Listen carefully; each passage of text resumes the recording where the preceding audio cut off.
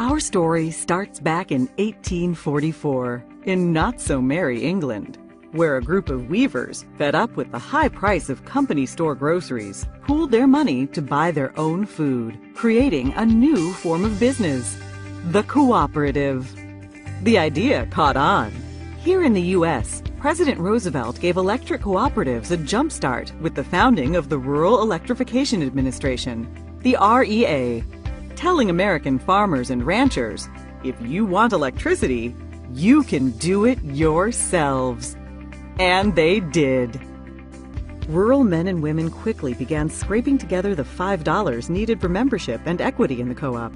Up went the poles and wire and lines to bring rural folks what they so desperately needed: power. Soon, electric cooperatives popped up all across the country, transforming the way of life in rural America. Today, there are more than 900 electric co-ops in the U.S., bringing electricity to some 42 million Americans. So how do cooperatives work? First off, cooperatives are not for profit. Money comes in from members when they pay their electric bills. Money goes out to pay co-op expenses. A little bit is set aside for emergencies and the future. Any leftover is returned to members. Pretty sweet, huh?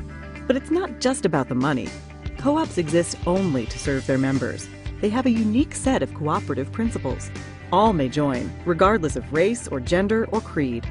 That's the first principle of cooperatives: voluntary and open membership. Members vote for their directors to lead their co-op.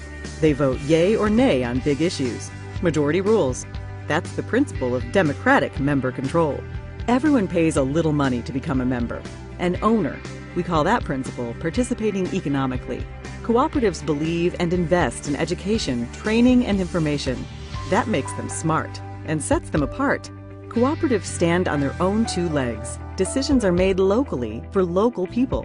We call that principle autonomy and independence. But cooperatives also work together. They join forces to restore outages after storms, get financing, do research, and speak up in the halls of government.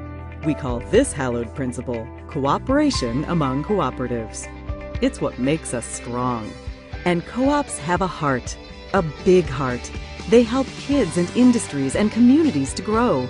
They give to hospitals and fire stations, ballparks and businesses. Cooperatives deeply demonstrate this principle: concern for community.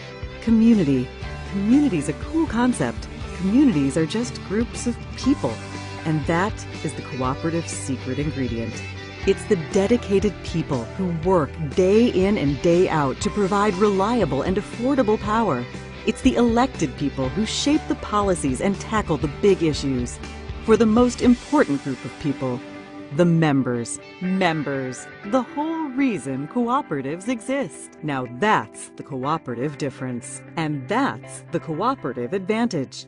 Brought to you by the passionate people of NRECA.